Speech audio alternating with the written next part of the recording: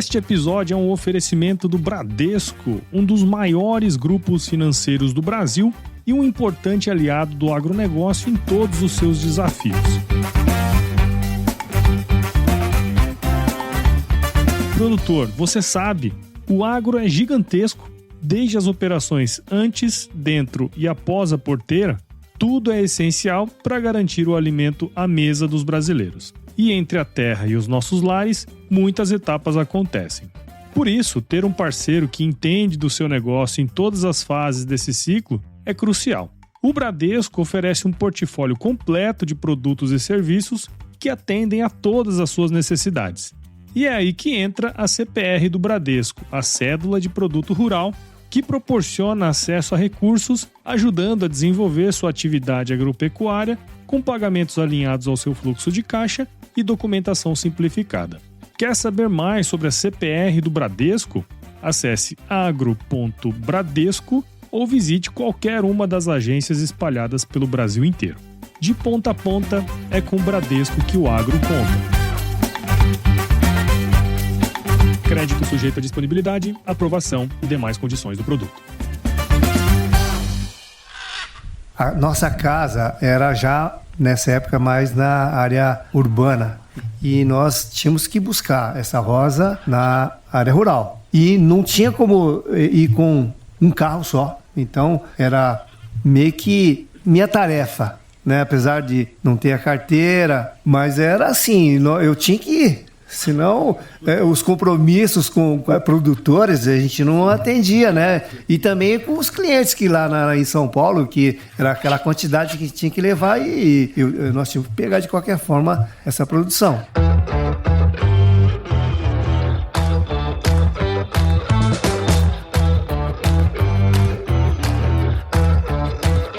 E aí, pessoal, tudo beleza? Estamos começando mais um episódio aqui do Agro Resenha e nesta semana, que é a última semana do ano de 2024, cara, quanta coisa boa a gente não viveu aqui no Agro Resenha nesse ano, né? Foram muitas entrevistas, muitos bate-papos aqui, muitas viagens, conheci gente pra caramba e é claro que tudo isso aqui só aconteceu porque você tá aí do outro lado ouvindo os episódios, enfim, e nos ajudando na divulgação desse material aqui, que é muito conteúdo bacana, muita gente que traz suas experiências e que pode ensinar outras pessoas também. E nesse episódio dessa semana, eu fiquei refletindo muito sobre o que eu traria, né, nesse fim de ano. Quase ninguém tá aí ouvindo muito podcast e tal. E conversando com meu amigo Gabriel Martins, lá da SCAD Agro, eu falei assim, pô, por que você não usa aquele episódio que você gravou com seus pais lá, né? Afinal, estamos aqui no período de Natal, acabou de passar o Natal, estamos entrando quase no ano novo aqui de 2025. Então, eu decidi reprisar um episódio que foi lançado no aniversário de 4 anos do Agro Resenha, que foi o episódio número 200, que eu gravei com meu pai e com a minha mãe. Eu acho que nessa época do ano que a gente vive agora, Natal, Ano Novo, tem muito a ver com a família, né? Então espero que você, se você não ouviu esse episódio ainda, ouça e veja aí com um pouquinho da história aqui do Paulo e da minha família também, tá bom? Firma o golpe aí que nós já estamos de volta.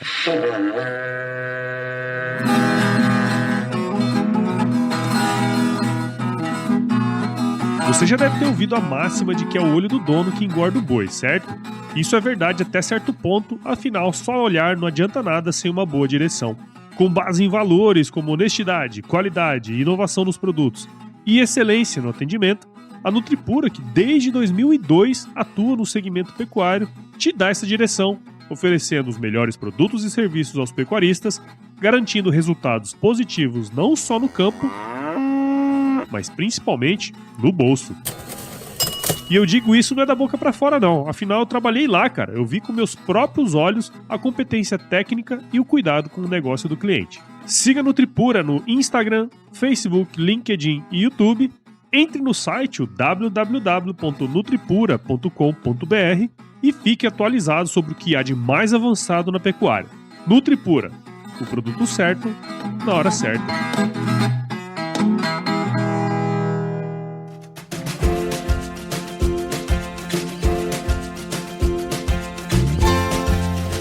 bem, então estamos de volta aqui com o episódio especial, número 200, aniversário de 4 anos do Agro Resenha. E antes de contar a história de vocês dois, eu tava refletindo sobre como que a gente ia começar esse episódio. E uma coisa que eu me dou conta sempre, quando eu converso com a turma, né, do agro, tanto aqueles que trabalham diretamente, como aqueles que não trabalham diretamente, né, tem serviços paralelos, eu sempre percebo que a maioria da turma tem sempre uma raiz no campo, né? Se a gente parar para analisar, em 60, 70 anos, o perfil da população mudou, a grande maioria vivia no campo e hoje vive na cidade. Então, a gente sempre tem algum antepassado, né? Alguma pessoa que era do campo, né? E não é diferente no nosso caso. Então, eu queria que você contasse um pouco da história, tanto do meu avô Tacílio, como da minha avó Domé. Acho que até puxar na memória, né, um pouco como que era a vida deles lá na época, né? Tanto meu avô como minha avó viveram na fazenda, né, muitos anos, e antes disso também. Queria que a senhora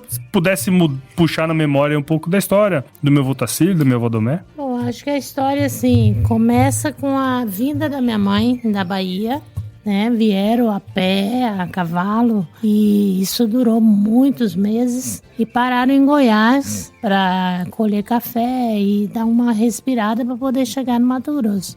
Então ficaram safras lá de café. Daí, quando chegou em Mato Grosso, a fazenda mais, como diria, estruturada, talvez? Talvez. É a do meu avô. E aí eles foram trabalhar pro meu avô. Véio, né? Aprígio. Seu Aprígio Rezende de Moraes. Daí se engraçaram lá os dois.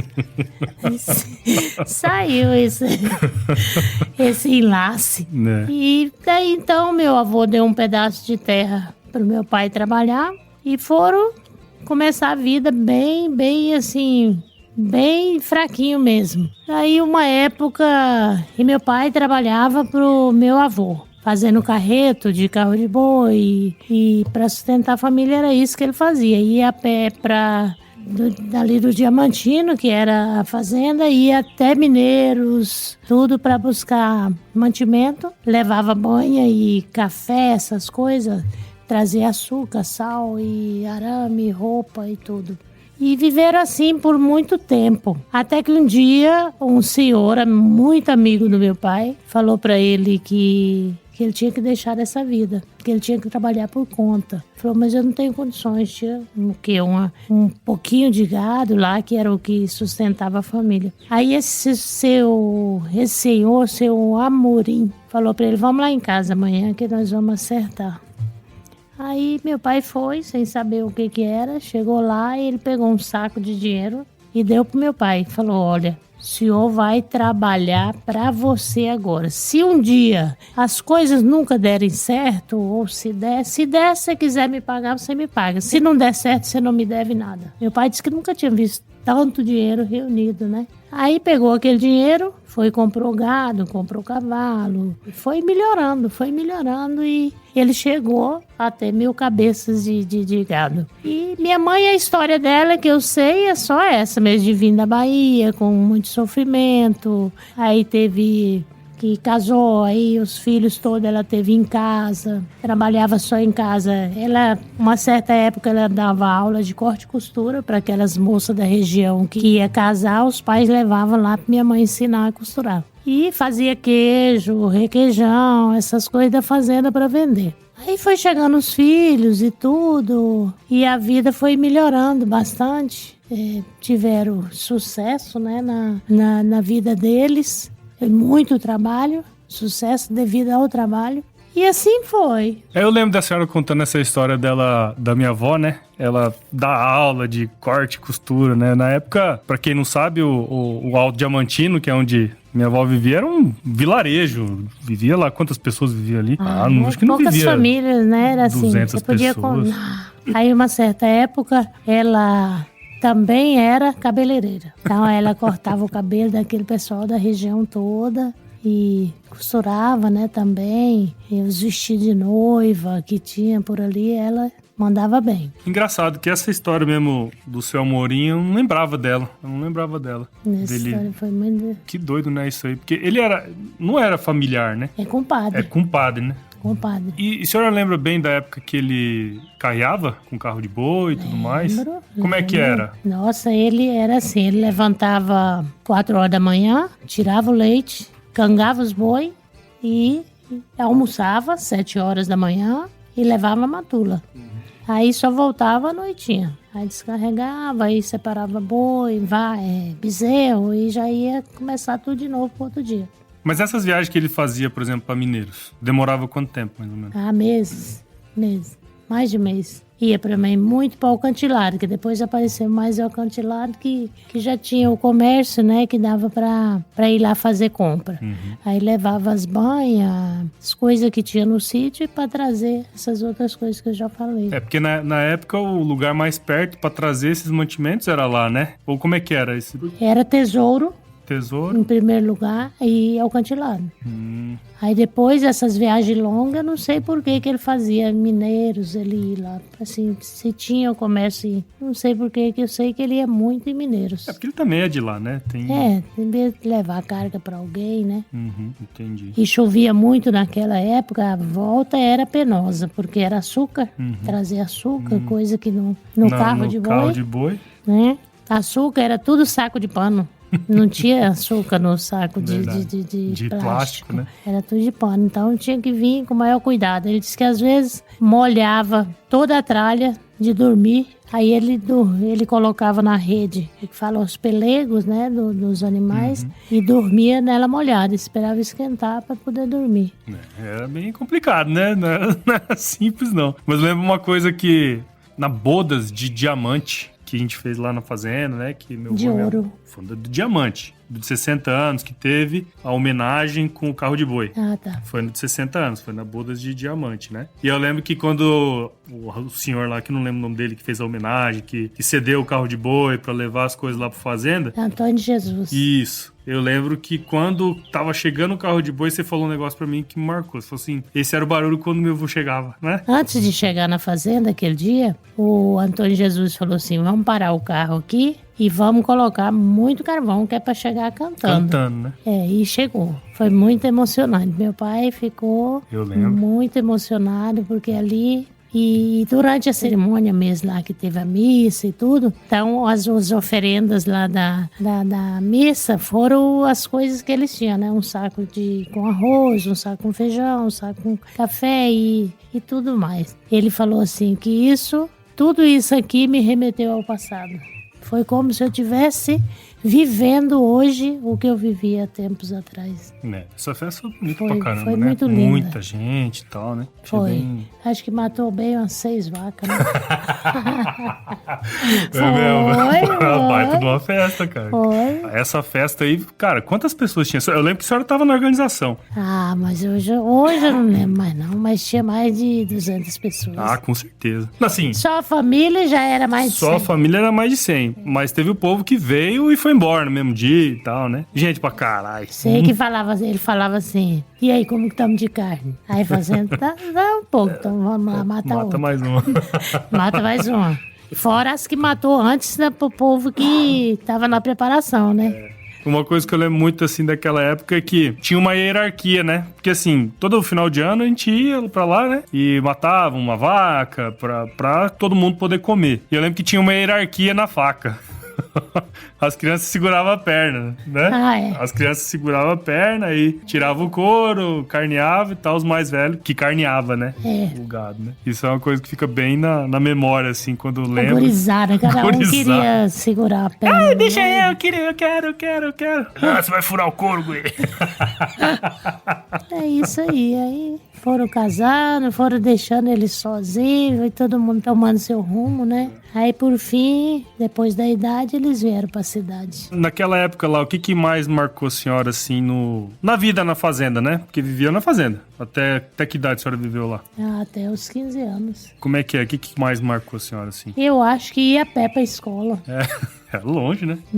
Era ir a pé pra escola. Aquilo ali, que a gente ia na segunda-feira de manhã e tinha uma madrinha lá, uns parentes da minha mãe, que cada um ficava na casa de um. Então você ia segunda e voltava sábado depois da aula. E tinha um tal de argumento. sábado, que era pra ver se tinha aprendido tudo mesmo que ensinou na semana. Boa essa prova, chama argumento. Falava argumento. Vai ter argumento hoje. Aí tinha palmatória, né? Você aprendeu, não aprendeu, levou. E aí a gente voltava no sábado, meio-dia, subia, né? A serra. Então isso eu acho que me marcou bastante. E mesmo ali na casa, em volta, no quintal, tudo foi marcante. Eu acho que minha vida ali foi bem vivida. Bem vivida.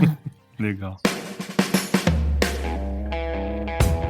E agora, ô Zaki-san, vamos contar a história dos japoneses aí, cara. Conta aí como é que foi lá a chegada do meu avô, da minha avó. A minha história é bem diferente da sua mãe, porque ela ficou mais amarrada na fazenda, né? Dos meus pais assim, eles vieram do Japão pós-guerra. Não vieram junto, não. Meu pai veio 5 anos antes, minha mãe veio depois e se conheceram lá em Dourados. Lá na própria Dourados mesmo, moraram em várias cidades, né? Glória e Dourados. Na época, meu pai veio pro Brasil e o café era a cultura do momento. Ali, o norte do Paraná também. Na verdade, aquela região é muito propícia, tá aquela terra roxa para café. Aí, meu pai não era dono de terra, né? Trabalhava de meia. E aí, eu lembro que ele trabalhou plantando arroz também, mas aquele arroz não era com maquinário, não. É no bruto mesmo, né? Na mão. E agora, já falando na época que eu lembro que em 68, mais ou menos, 67,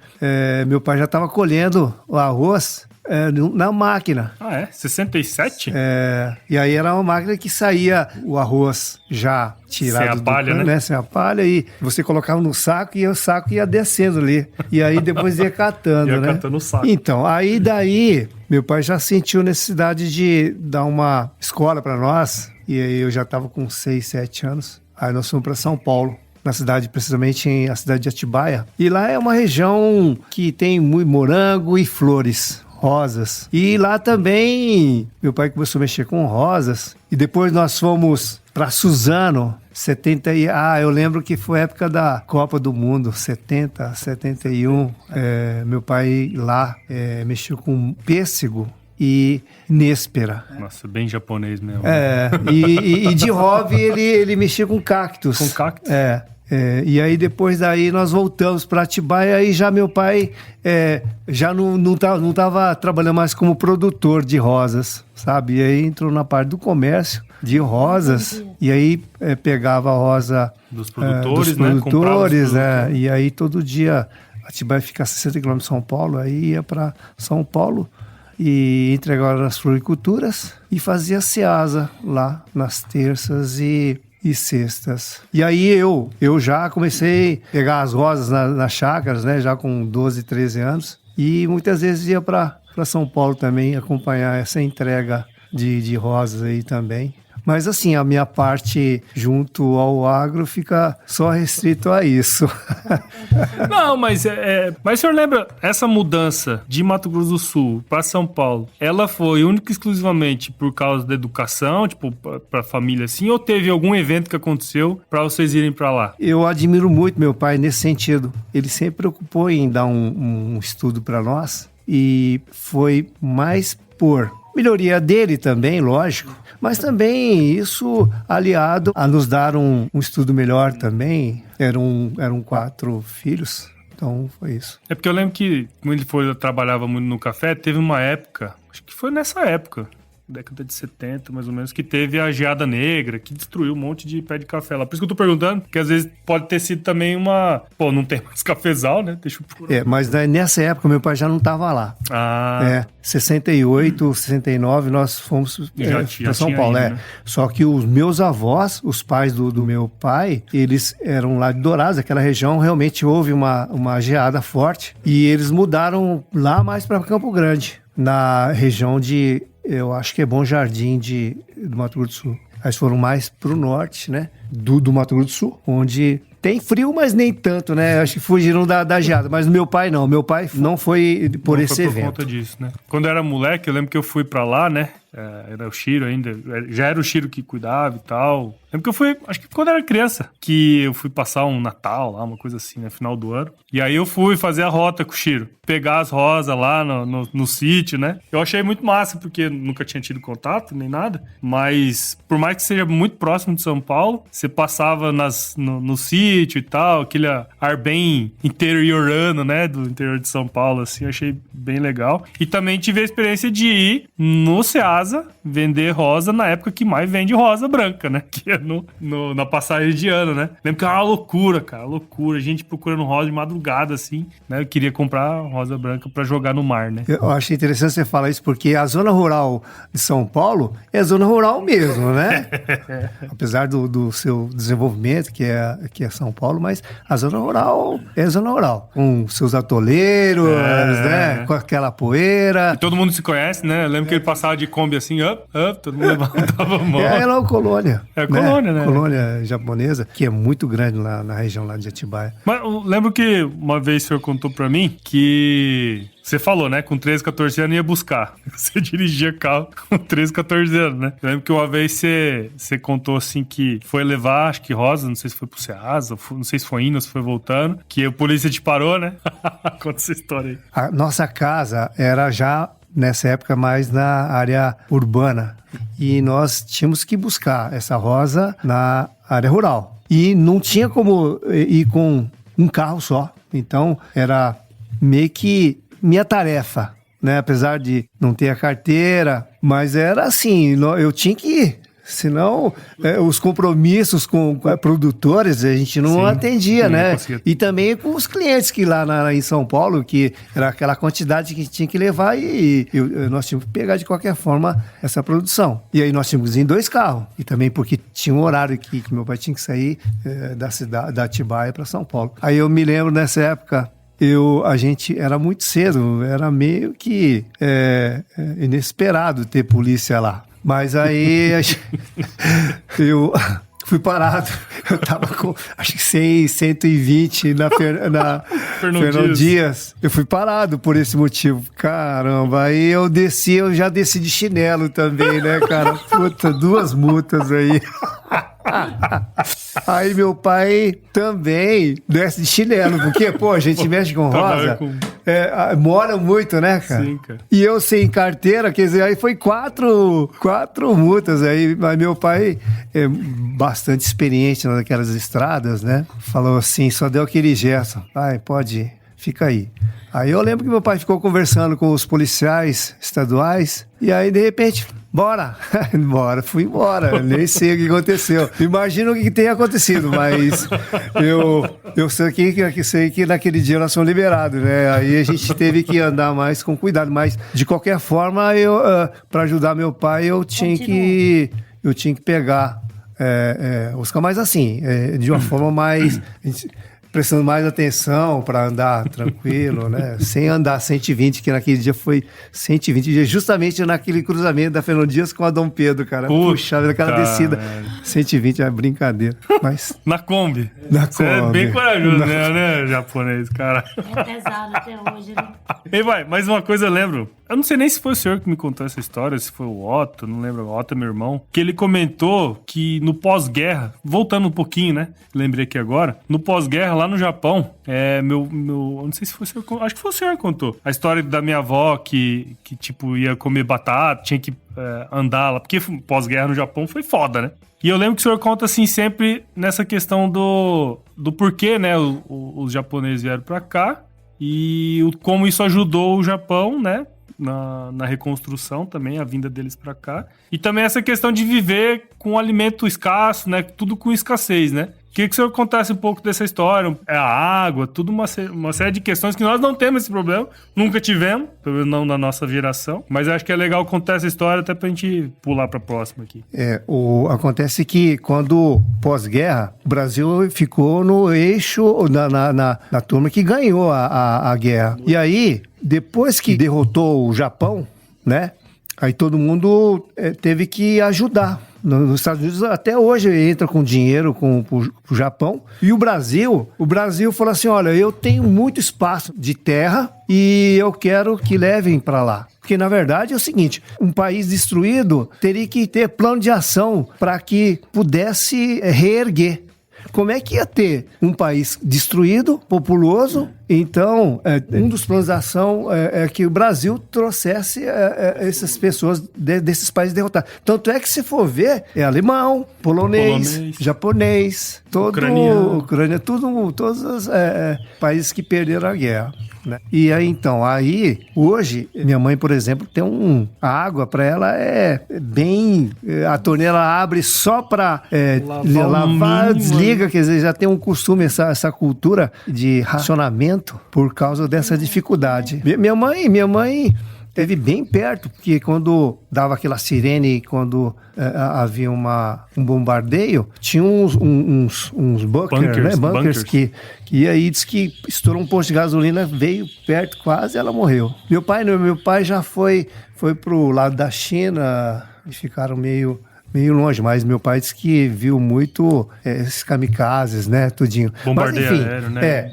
Essa pós-guerra foi uma dificuldade danada, e aí vários países que ganharam a guerra ajudaram, e o Brasil foi nesse sentido, e eles trouxeram essas pessoas, e aí a história de muita gente, inclusive meu pai, né, começou no Brasil. Sim. Legal, eu queria contar um pouco disso, porque assim, tem essa questão, né, do senhor mesmo ter trabalhado em algum segmento do agro, porque afinal, quando a gente fala de planta, flores, rosas, também é um segmento, além de ter trabalhado na fazenda com meu avô e toda essa parte da produção também, né. Eu queria trazer esse histórico antes, justamente para contar, mesmo ambos não trabalharam no agro diretamente, mas os antepassados, né, fizeram essa ponte para que vocês pudessem trabalhar, viver, né, de alguma maneira. Uma certa idade a gente trabalhou, né? Sim, exato, por isso que eu queria trazer. Minha mãe, né? Acho que essa questão, por exemplo, de Chocava ajudar. Arroz. Exato. Na mão. Na mão. Socava arroz, fazia queijo, tudo que precisava fazer. Não tem dúvida que todo esse conhecimento prático que tivemos, a gente ganha, né, na vida pra gente poder, né? Mas hoje em dia, botar um de 12, 13 anos pra dirigir na Fernão Dias tem que ser bem corajoso, hein? E sem pista dupla. Sem pista dupla, gente. Eita, eu tenho que ter culhão mesmo, hein, velho? Isso é pra ajudar, tá? É pra ajudar.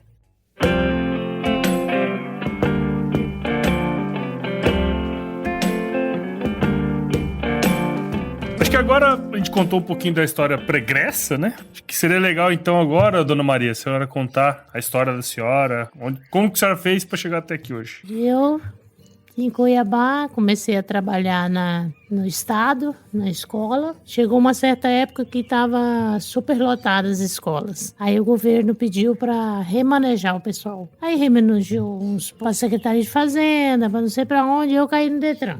Mas cair no Detran, culpa sua.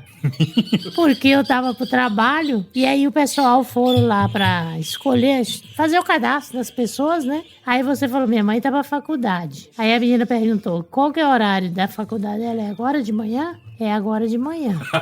Aí eu falei, então não serve porque tem que ser período integral. Não sabia dessa não. Aí eu falava assim, por que você falou, meu filho? Eu abandonava a faculdade, mas eu ia pra Cefaz. Sabia dessa. Aí o que sobrou pra mim foi o Detran. Não lembrava. Aí fui trabalhar no Detran, em Rondonópolis mesmo. Fiquei 6 anos lá. Aí seu pai, já nessa época já estava casado e tal. Aí seu pai foi transferido para Cuiabá. E aí eu fui transferir também. Fui para ProSol naquela época. Tinha a ProSol lá em Rondonópolis. Trabalhei primeiro lá, depois...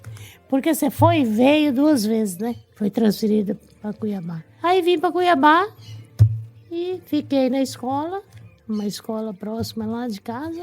Trabalhei lá mais um bocado de tempo, aí que eu terminei a carreira no Detran. Mas tem uma passagem que eu lembro muito bem, e aí vai cruzar um pouco com a história do meu pai também, né? De que na época que eu nasci em Cuiabá, tá certo? E fomos morar, eu nem era consciente ainda, a gente foi morar em Rondonópolis, né? E eu lembro de vocês comentando uma coisa assim, que a ida de vocês pra Rondonópolis foi boa, em vários aspectos e tal, né? Foi porque Rondonópolis era tudo perto, né? Você estudava perto, Ia de trabalhar bicicleta, né? Ia a pé. Acho que só você que ia de carro. Cuiabá, na verdade, era muito agitado, né? Muito corrido. Rondonópolis era uma cidade mais tranquila. A gente podia planejar e você estudou, né?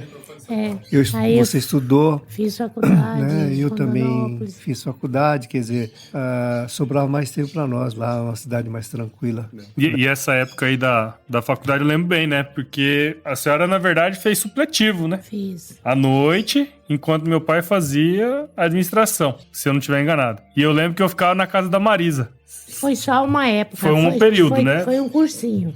Supletivo, mas era um cursinho. Era um cursinho curto que você era um supletivo, Sim, né? É assim que funciona, inclusive. Supletivo. E depois que ela fez o vestibular. Foi, né? Foi. Isso. Que aí a senhora vai fazer letras e tal e tudo mais, né? Com certeza. Foi uma época muito boa. Eu lembro que quando a gente morava ali, quem não é de Rondonópolis não vai saber, né? Mas a gente morou no condomínio ali no Mariela, né? Hoje tem um monte de coisa ali do lado e não sei o quê, mas na época a gente ia caçar passarinho. Você lembra? Era um cerradão ali, cara. Era um cerradão, verdade. Só tinha motel. Os motel lá de cima, lá. Motéis, não, mas era lá na rodovia, tinha os motel lá, e aí era um cerradão pra trás ali, né? A gente ia caçar passarinho. Aproveitei que já tá falando aí, Osaka. Conta a sua história pra nós. Então, depois que eu lá de Atibaia, que eu ajudava meu pai nas rosas, eu fui fazer um curso técnico de eletrônica em São José dos Campos. E deu a oportunidade de eu vir para Cuiabá para fazer um estágio de lá para cá, em 81. E aí, aqui em Cuiabá, já trabalhando aqui em telecomunicações, foi que eu conheci a Luísa, né? E a gente casou. E teve você, né, meu filho? Isso aí, acontece. Aí nós moramos aqui em Cuiabá até 89.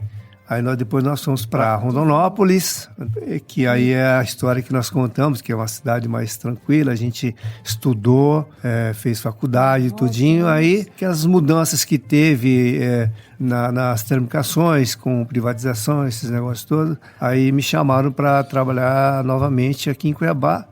Aí nós ficamos aqui. Aí 2000, né?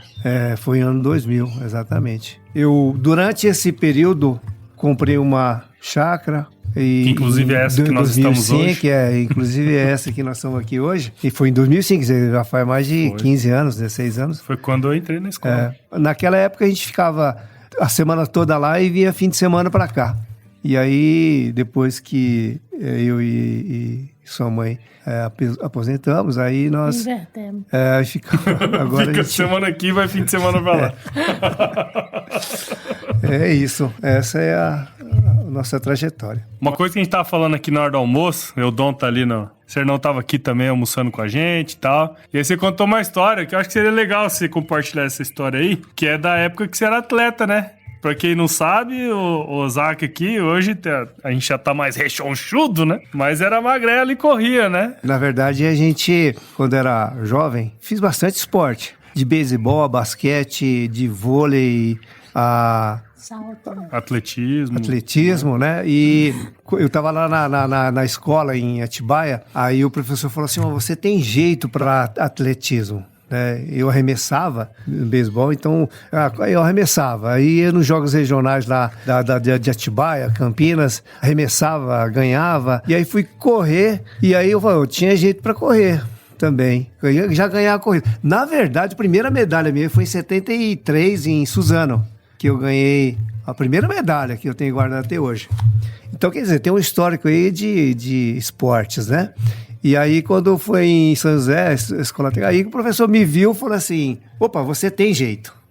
E aí eu fazia parte da equipe de atletismo da São José dos Campos, primeiro da escola, depois eu no time do CTA lá em São José. E foi nessa época que eu, ainda em categoria juvenil, né, tinha um torneio no Ibirapuera, organizado pela Colgate, Palmolive, Gazeta Esportiva. E aí eu corri ganhei, tem o recordista brasileiro, 75 metros, tem isso no jornal, tá? Tem mesmo. E aí participei de Jogos Abertos em São Paulo, participei de um time do CTA, que a gente corria lá para várias competições. E aí teve que escolher estudar ou treinar, né? O esporte num país capitalista, o esporte dificilmente, poucas pessoas, na verdade, têm êxito, né? Aí você tem que fazer algumas escolhas, né? E eu tive que fazer escolha entre o estudo e o esporte. Aí eu tive que abandonar, não. Depois eu continuei jogando bola e tal, alguns esportes aí, mas aí segui uma carreira profissional onde eu tinha estudado. Sim, sim. E era uma promessa para Olimpíadas de 84? Fazia parte de uma equipe, eram 4 pessoas que nós treinávamos sempre em várias competições. E assim, só para detalhe, né? Os negros são caras excepcionais no esporte, né? E era o único japonês no meio. Naquele meio, né? De 3 de negros ali, era eu, o único amarelo, na verdade, nem branco. Amarelo. Não era nem branco. E era nós 4 tentando buscar uma classificação para Jogos Olímpicos. Tanto é o nível que nós estávamos, né? De esporte lá, sabe? Né? Mas uma coisa que acho que é incomum de vocês dois no trabalho especificamente é que praticamente vocês trabalharam na mesma empresa a vida toda, né? A senhora, óbvio, começou na escola, mas era no estado, né? Teve o remanejamento para ir pro Detran e tudo mais, mas você entrou lá e ficou a vida toda, né? A senhora não passou por nenhum processo de privatização, como meu pai, não vamos falar daqui a pouco. Mas hoje em dia, que as coisas estão cada vez mais rápidas, né? O pessoal troca de emprego bastante e tudo mais. Inclusive eu sou um desses, né? Como que foi viver a vida inteira trabalhando num lugar só? Quais são as vantagens que a senhora vê, assim, hoje, né? Já aposentado e tudo mais? Ou até mesmo desvantagens, não sei. Não, eu acho que a vantagem é que a gente sempre trabalhou perto de casa, então era cômodo. E o serviço também não era ruim, né? A remuneração era mais ou menos e trabalhava bem naquela época, né? Então, pra mim foi bacana. Mais estável, né? Eu acho. Que a gente veio também numa família que não é tão não arrisca tanto não também, arrisca né? tanto. Mas pra mim o maior desafio foi sair da educação pro Detran. Foi bem complicado. Por quê? Eu acho que é porque eu já estava acostumada com um tipo de serviço e quando eu fui pro Detran, eu fui convidada a ser chefe. E eu saí e peguei uma coisa que eu não sabia fazer e na chefia, entendeu? Então foi pesado. Qual que foi o maior desafio que a senhora vê assim? Porque uma coisa é ser funcionário e ser mandado, outra coisa é você mandar no bom sentido, né? Mas eu digo liderar pessoas, né? Não, pra mim eu tive sempre bom relacionamento com meus funcionários. Mas o que eu achava mais difícil, que foi assim, bem desafiador, porque eu não sabia. Eu vim de Rondonópolis e cheguei e falei, eu consegui uma vaga no Detran, fui lá saber onde que ia ser lotada. Cheguei e falou assim, vai pro Shopping Três Américas. Eu lembro. Você vai agenciar aquela agência lá. Gerenciar, né? Gerenciar. E eu falei, como assim? Tô chegando agora e tal. Mas fui, baixei o hospital um dia, pressão subiu. Eu lembro. Baixei o hospital, no outro dia fui de novo.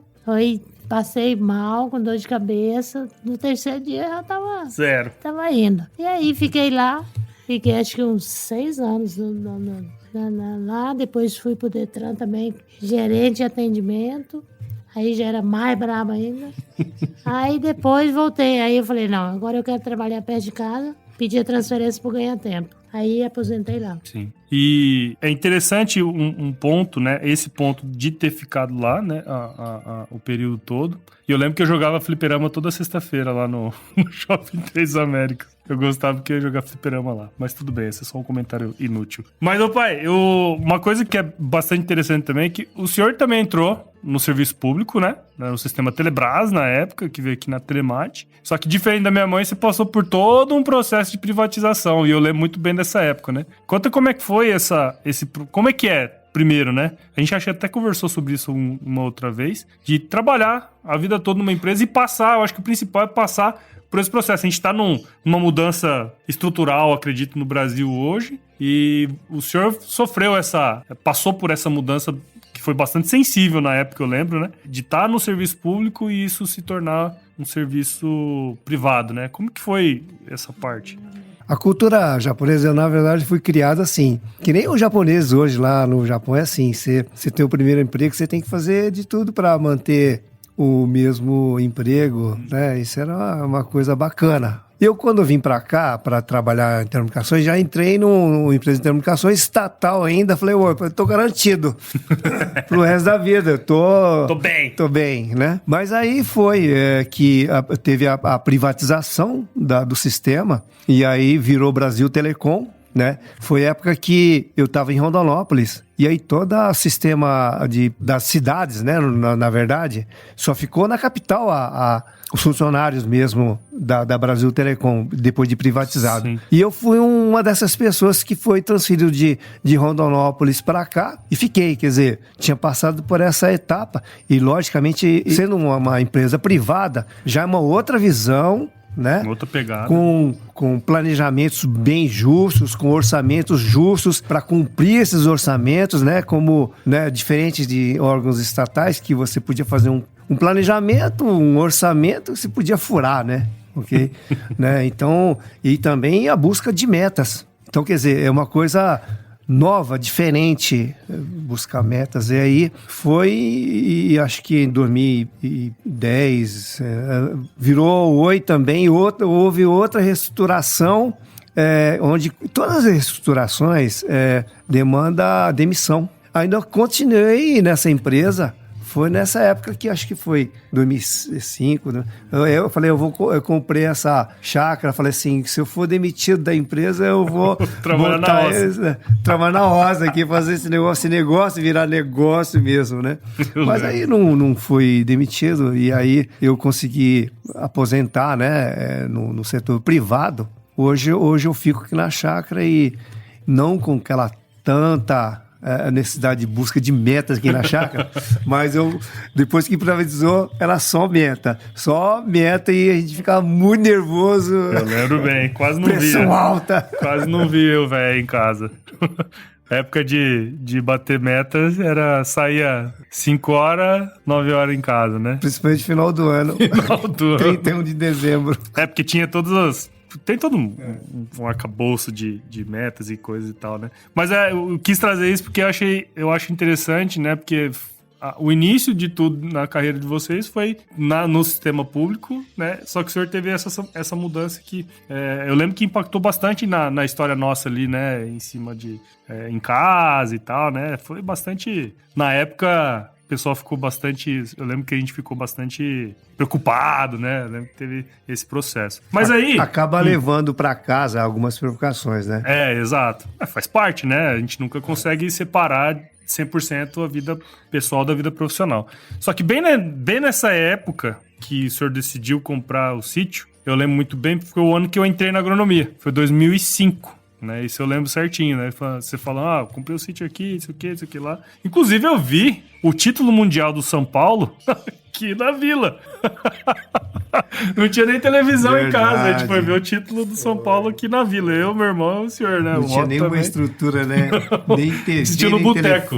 No boteco. Tomando pinga às 7 horas da manhã. Direto de Tóquio. Eu lembro que eu desci aqui de ônibus aqui na escola técnica. A gente foi. Assim, eu lembro que a primeira coisa que eu perguntei foi assim, como é que nós vamos fazer para assistir o jogo amanhã? Mas acho que teve essa motivação. Primeiro, né? Teve essa primeira motivação de, bom, não sei como é que tá o negócio aqui e tal, mas como que vocês pensaram em sair, né, da cidade? Quais foram os principais motivos que motivaram vocês? Se a senhora quiser começar. Eu acho que eu já tinha um pezinho, né?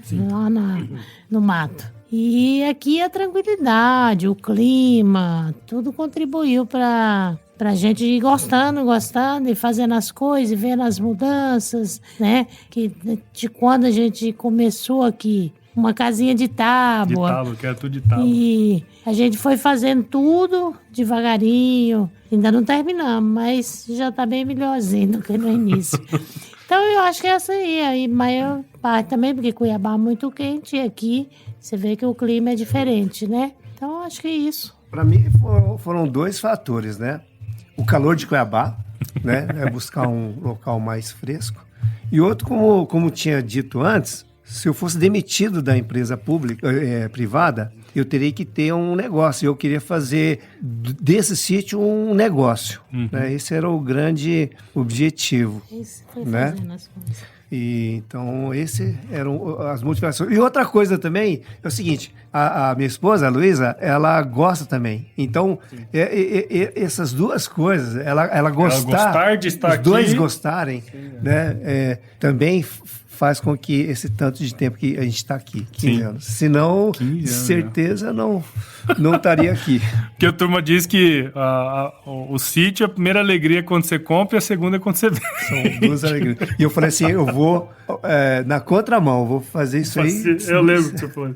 E o senhor sabe que uma das coisas assim que... Óbvio que tem várias outras coisas, já contei isso várias vezes no podcast, as motivações que fizeram criar o podcast e tudo mais, né? Mas eu vejo que, eu sempre brinco, né, que o podcast foi um hobby sério. E eu sempre vi que o senhor tocou o sítio como um hobby sério também, né? Quer dizer, vou lá no final de semana, mas eu lembro que no início, que tinha o bananal lá em cima, né? E a gente vinha aqui no final de semana, nem viu, velho, né? Tava enfiado no bananal lá, colhendo, fazendo levantamento e blá, blá, blá. Então, eu sempre fiz esse paralelo, assim, do hobby sério, né? Pô, beleza, acho que é legal vir aqui final de semana, tomar uma cerveja e tal, mas, pô, tem que ter uma serventia do ponto de vista econômico também, né? Não pode ser os peixes, Então não pode ser eu diria um peso, né? No orçamento, né?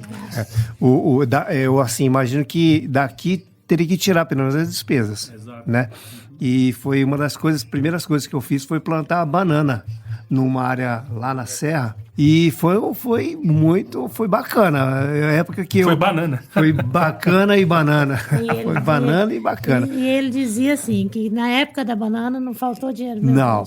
Olha, eu fiz muitas cercas, deu uma melhorada nos pastos, né, para poder vir outros negócios, né, na verdade. A cerca, os pastos, né, o tanque para peixe, são todos dinheiro que saiu desse bananal. Do bananal, né? O bananal financiou o resto, né? É verdade. Foi reinvestido. E o que já teve aí? Fala aí pra gente o que já teve aqui, o que tem hoje. Foi uma época também que eu mexi com esse pasto que eu tinha, falei, eu vou mexer com leite. Cagada, aí fiz um financiamento que eu terminei ano passado. Não tem nem vaca aqui mais. Mas eu tenho a ordenhadeira, fiz o curral, né? Tem várias pau de eucalipto para fazer piquete, né? Para implantar o sistema de bode cheio lá. Comecei pelo rabo, né? Comprei o gado primeiro. Tô falando, Eldão. Tô te falando. O objetivo... Casa de ferreiro, espeta de pau, filho. Eu falei, esse menino não ajuda vocês, não? Aqui tinha uma conversa de que ia sair uma cooperativa. Lógico que se saísse uma cooperativa de leite, onde pudesse beneficiar o leite fazendo iogurte, ia ser uma boa. Só que não tinha nem a cooperativa pronta, eu comprei as vacas. Tô falando. Aí teve esse projeto que a gente começou. E teve as bananas que eu falei para você, aí nós colocamos peixe, né? Eu plantei limão também, limão Tahiti. Por último, a ração do peixe subiu muito, eu tô assim, segurando. E agora eu comecei com uma nova atividade, a apicultura. A apicultura, exatamente. E plantei uma área de banana também. A banana tem história comigo. Se a gente for contar mesmo a questão da banana, é a banana da terra, né? Que é o principal produto que a gente consegue ver. Os cuiabanos adoram a banana, né? Banana da terra, peixe, né? Tudo produto que cuiabano consome. É aquela piadinha, né? Que criança já nasce, né? Falando assim, qual que é? Fala, mamãe! A banana.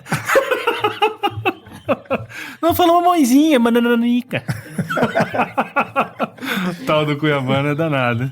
Não, é como muita banana, né? Então, até um dos motivos de ter feito lá no início foi essa demanda grande, né? Que tinha, né? Na verdade, é o seguinte, quando você vai fazer um projeto, você tem que saber exatamente onde você vai demandar esses produtos. A banana é garantia de demanda. Agora, o leite que eu fui correr, a cooperativa não tinha, quer dizer, acabei fazendo alguns queijos e tal, mas... Eu lembro, eu até vendi os queijos lá no colocação, Ave Maria, é difícil, cara. Tem que pegar mesmo, conhecer, né? E eu acho que outra coisa também que, acho que até minha mãe tocou no assunto aqui, e aí se a senhora quiser dizer também, é que hoje em dia o pessoal quer as coisas muito rápido, né? Muito rápido, quer ter as coisas, tal.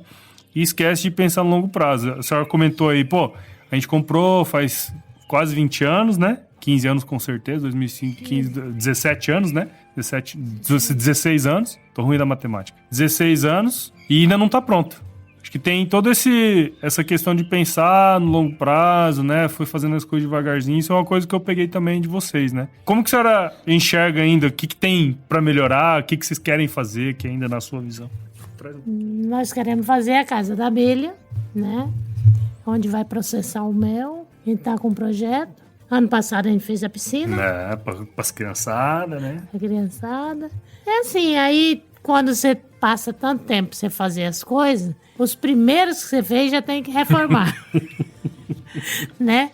Então é por aí. Agora, assim, de estrutura mesmo, assim, a gente quer fazer a Casa da Abelha. É, porque foi uma grata surpresa, né, pai? Na verdade, assim, eu lembro que o senhor comentou comigo. Eu lembro que eu tinha comentado com o senhor algum tempo atrás, né? A questão de abelha, eu acho que aqui seria até um lugar legal, não sei o que lá. E aí eu lembro que ano passado o senhor comprou um curso online. Comprou um curso online. E falou, cara, vamos fazer abelha aqui, não sei o que lá. E começou a comprar outra. Eu falei, não, deixa eu entrar nessa parada aí também.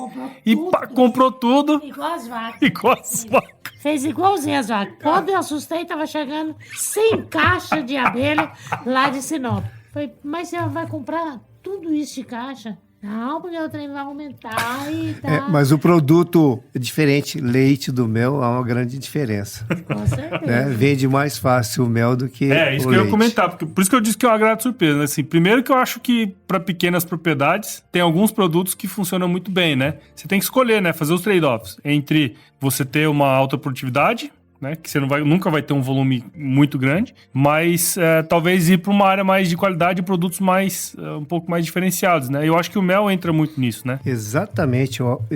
Um sítio pequeno, ele tem que dar um grande diferencial para poder se sustentar. Uhum. E aí a gente tinha falado sobre o projeto desse mel, a gente criar um selo, né, uma logomarca, fazer tudo né? certinho. Mas aí tinha que buscar alta produtividade, como é o curso que eu fiz. E o que iria ser agregado a isso seria a qualidade na venda desses produtos, né? Aí sim agregaria bastante valor. Querendo ou não, a gente tem outras coisas assim, né? Porque tem o mel, né? Hoje talvez seja o principal aí que a gente tá focando. Mas tem o bananal, que o senhor plantou, tem o limão, né? Tem o peixe. Então acho que uma pequena propriedade, ela tem que ter mais variedade, né? Você não pode focar muito em um produto só, né? Eu acho que tem um pouco disso, né? De tentar agregar dentro de uma pequena propriedade uma variedade de produtos de modo que a gente consiga viver mesmo dela, né? Querendo ou não. Que eu acho que é o principal objetivo também, né?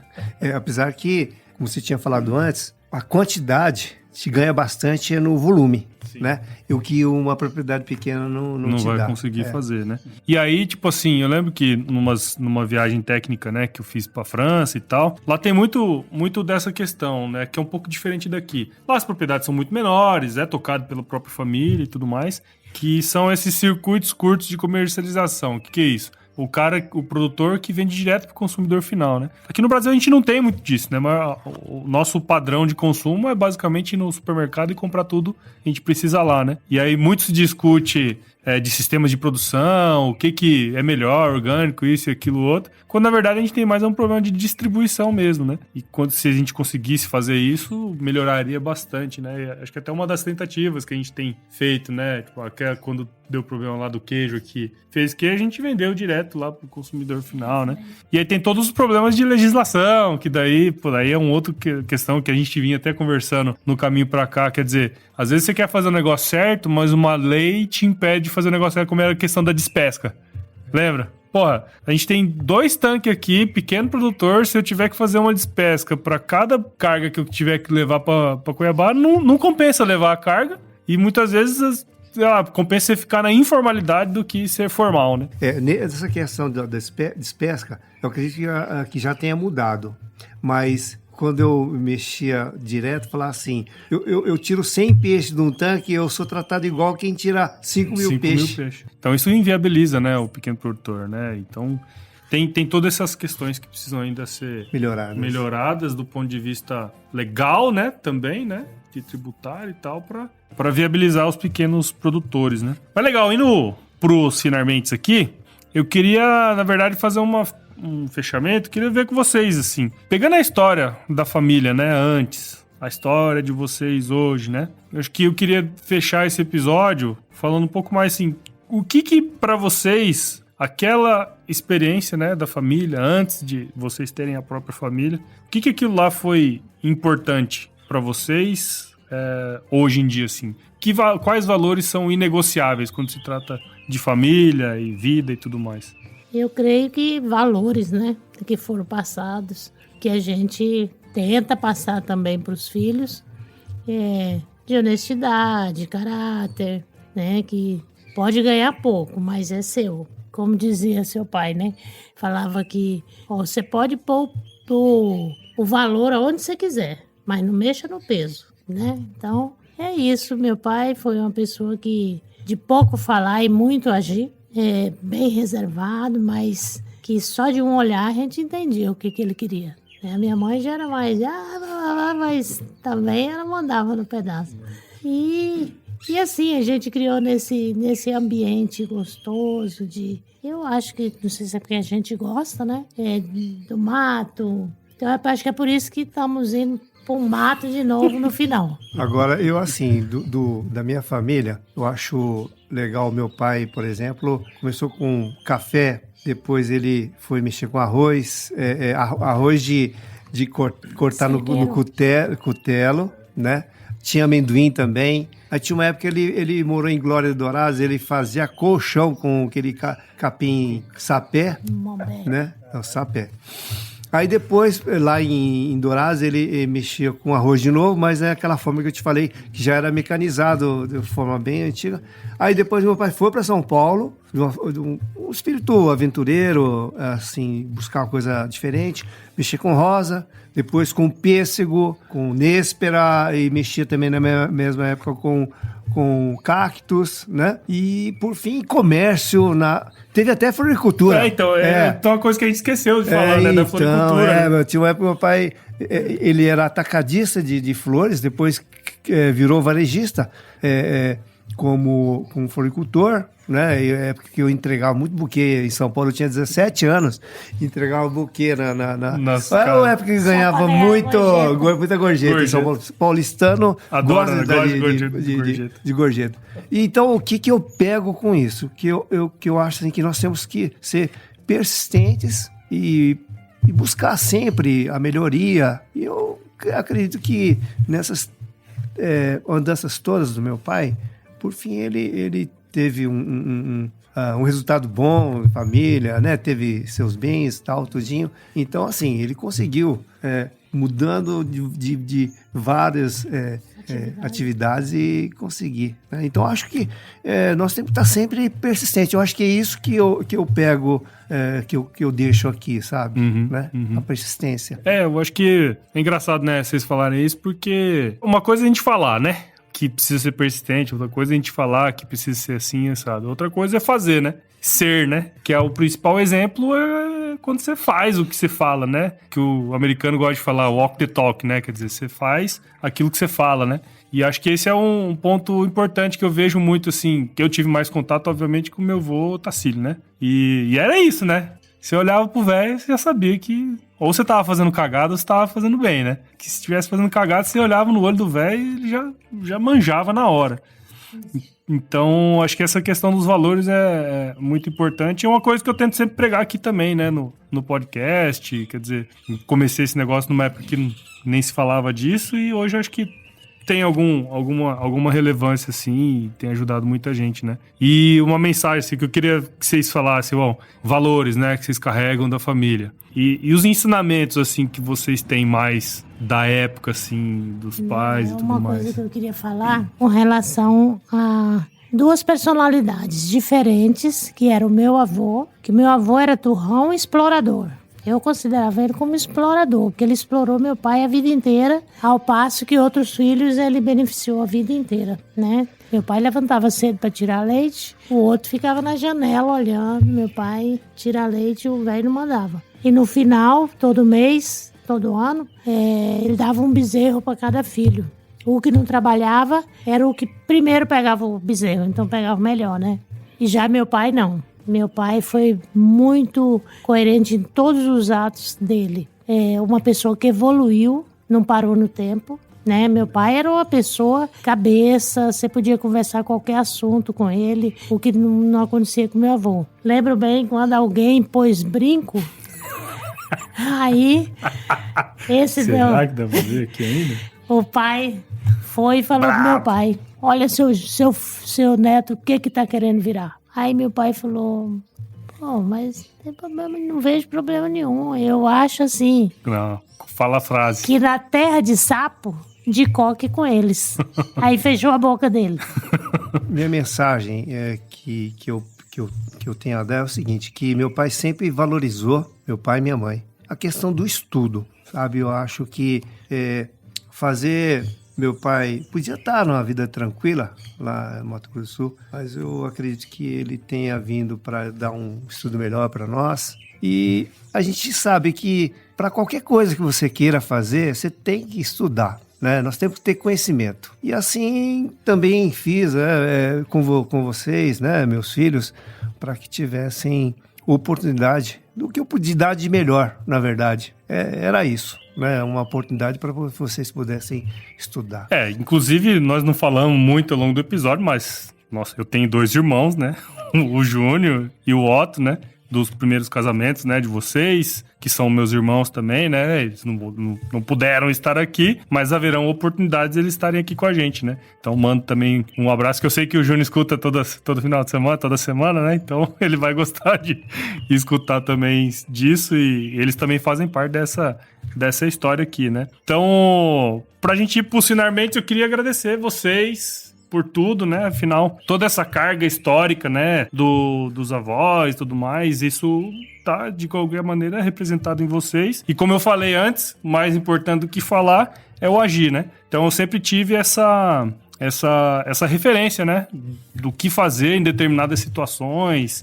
E isso, pra mim, foi muito importante, inclusive pelo apoio, né? De vocês. Tem decisões que a gente toma quando é jovem que a gente não vai entender, né? A gente começa a entender depois que tem filho, né?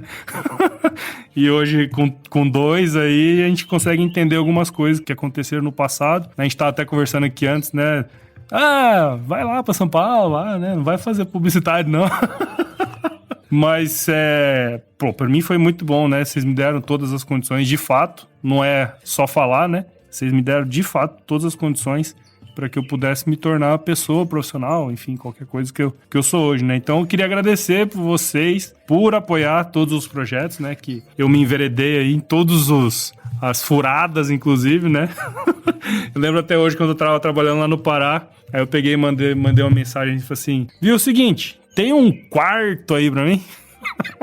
Não, aqui a casa é sua. Se precisar, você vem pra cá, né? Vem embora. Vem embora, saia desse enfermo que foi aí, caralho.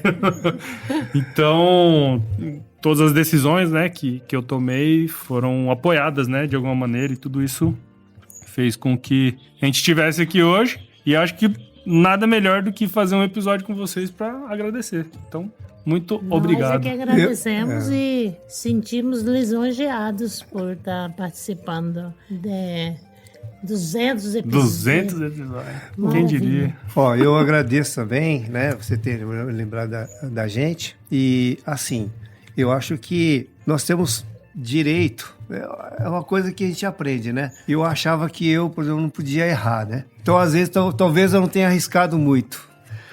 E eu falei que com vocês, né, é assim, eu acho que vocês tinham o direito de errar. Então, a gente apoia por isso. Porque se acertar, bate palma.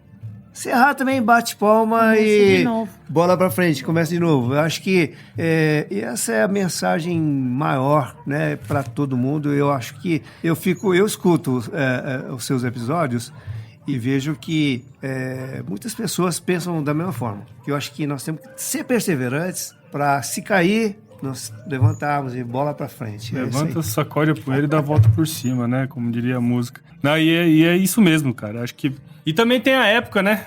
Na época de vocês era mais difícil dar a volta por cima, talvez, né? Tem toda uma questão familiar da época, da sociedade do momento também, né? Até inclusive num episódio recente que eu fiz, né? Você hoje tem uma longevidade muito maior, você pode fazer várias transições de carreira ao longo da sua vida, coisa que antigamente era um pouco mais difícil, né? Talvez até pelo acesso da informação e tudo mais. Quem diria eu, agrônomo, sendo comunicador hoje em dia, né? Então... Trabalhando com marketing. Né? Outra coisa, assim, o cara olhava a carteira do cara, o cara entra, sai no outro, entra no outro, sai no outro. Fala, pô, esse cara aqui não presta, porra. Né? E hoje não, hoje o cara entra, faz a mesma coisa, fala assim, puta, o cara tem experiência. Então eu acho que é um grande, né? É uma mudança de visão também, né? Mudança de visão, exatamente, gerencial. Né? Exato. Quer dizer, o cara que tem mais experiência pode agregar um pouco mais. Ainda bem que o tempo muda e sempre pro melhor. Mas então agora vamos para a última parte desse podcast que vocês conhecem muito bem, que é o nosso glorioso quiz. Vocês acharam que ia passar ilesos pelo quiz, não? Quiz. Vamos começar com a Dona Maria. Dona Maria, fala pra gente qual que é a sua música antiga predileta. Ó, não sei se é tão antiga, mas é aquela música que você cantou nas bodas da minha mãe. Nas bodas, como é que era o nome daquela música, meu? Era do Quando Roberto Carlos, né? ama alguém de verdade, esse amor é eterno. Acho que é do Roberto Carlos. Amor não Sem lembro. Limites. Amor Sem Limites, exatamente. Esse aí. E você, Osaxan? Qual que é a música antiga predileta aí, cara? We Are the Champion. Ah, Queen, certeza. Você sabe que o grande influenciador por eu gostar de rock foi você, né? O primeiro CD que ele me comprou foi um CD do Pink Floyd. Meu amigo, é isso aí, cara. O primeiro CD que eu ganhei foi um CD do Pink Floyd. Aí minha mãe me deu um do Chiclete com banana. Ê, Dona Maria. Totalmente bom. Dona Maria Luísa, fala pra mim qual que foi o lugar mais legal que você já visitou? Portugal, mesmo na pandemia, né? Bateu o portão fechado, teve que voltar nas pressas. Achei muito bom. O que a senhora mais gostou lá? Parece que é um lugar tranquilo pra se viver, sabe? Achei gostoso. E os portugueses estão inteligentes? Os portugueses são... E você, Zaxan? Seu pai vai falar que é vinho. Qual foi o lugar mais legal que você já visitou? Rapaz, eu gostei do Serra do Rastro. Serra do Rastro. Santa Catarina. Santa Catarina, né? Cara, que excepcional a engenharia. O cara fazia aquela estrada naquele morro. Caraca. E, Dona Maria, a senhora tem várias especialidades na cozinha, mas qual que é a sua principal? Que a senhora vê assim, pô, isso aqui é a minha especialidade.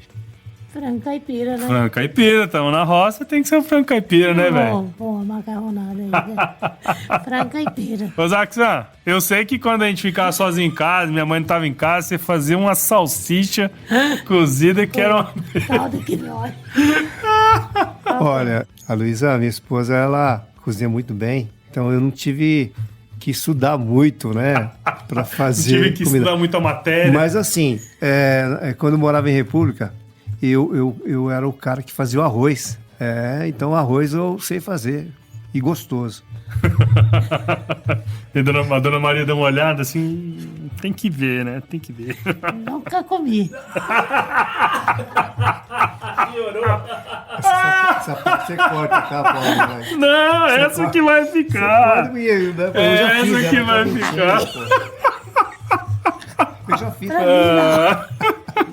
Tá enganado. E um livro, dona Maria? Você tem algum livro pra indicar pra gente? Roger Mandino, né, que fala. Ressurreição de Cristo.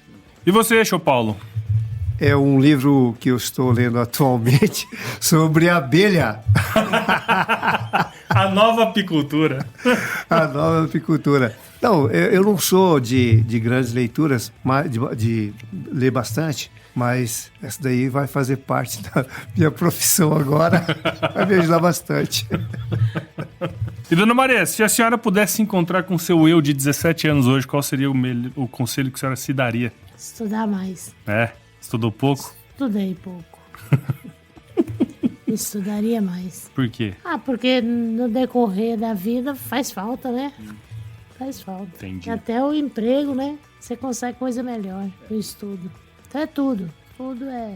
Acho que Ou faz isso. o próprio emprego também, né? Também. Isso aí. E você, Show Paulo?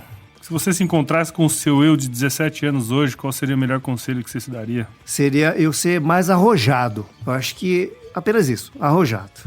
Eu lembro que você contava muita coisa assim, né? Se for primogênito, né? E aí teve toda a questão de você vir pra cá e tudo mais, né? Porque o japonês, na verdade, o filho mais velho, ele é uma pessoa que tem que ficar com os pais. Então eu fui sempre criado para eu ficar junto deles. E eu passei essa bola pro mais novo, né? Joguei a carga nas costas do meu irmão. Mas, então, a gente fica mais preso a eles, né? Então, a gente, às vezes, nós temos que fazer a vontade deles. Então, eu passei essa bola para eles, mas aí, devido a isso, a gente deixa de ser mais arrojado, né? E mais preso. Então, eu acho que essa seria... Conselho que tem que ser dado, sabe? Nós temos que ser arrojados desde menino. É isso aí, cara. Muito bom, então. Muito obrigado por vocês terem participado aqui deste episódio de comemoração dos 4 anos do Agro Resenha. Surpresa. Bom, tomara que nós tenhamos tido uma boa participação. Vamos ver o produto final. Vamos ver quanto que o senhor capricha aí. Quanto que ele vai cortar.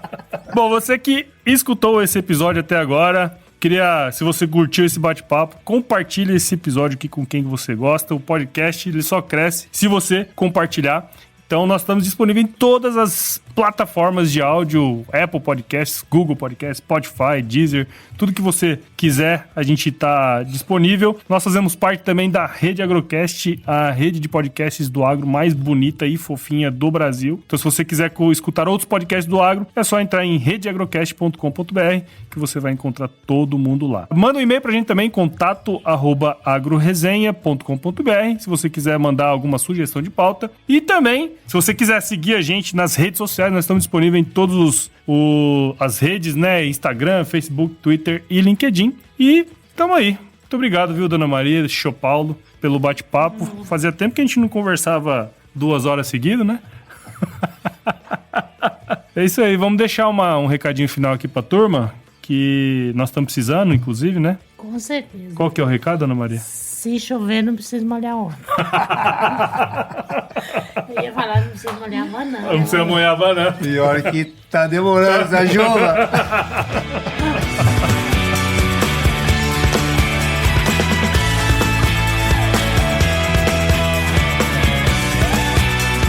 Muito bem, espero que você tenha curtido esse bate-papo aqui. Considere compartilhar esse episódio com alguém que vai se beneficiar desse conteúdo. O Agro Resenha cresce na medida em que você participa com a gente desse processo aqui, tá certo?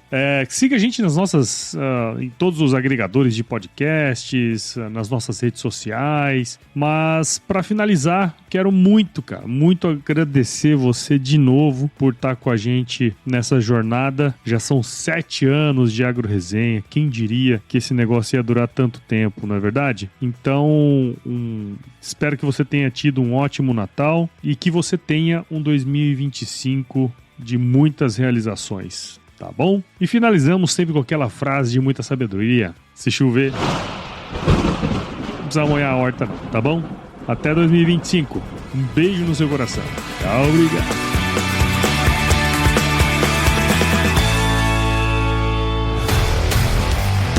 aí, você gostou desse podcast? Se gostou, considere compartilhar esse episódio com alguma pessoa que irá se beneficiar desse conteúdo e nos ajude a alcançar ainda mais pessoas. O roteiro e a apresentação desse episódio foi do Paulo Ozaki, a produção do Agro Resenha e a edição do Senhor A.